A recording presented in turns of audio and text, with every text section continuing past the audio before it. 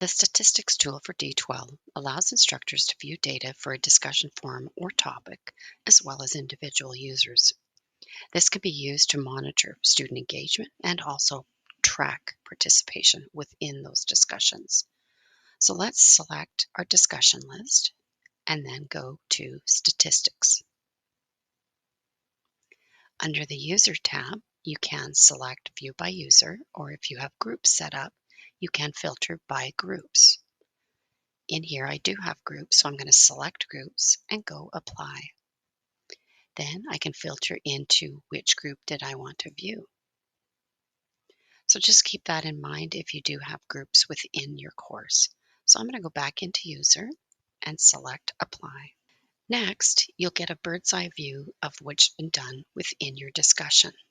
Select the name of a student to open a new window with data like their last login to D2L and their discussion group membership and number of posts, etc.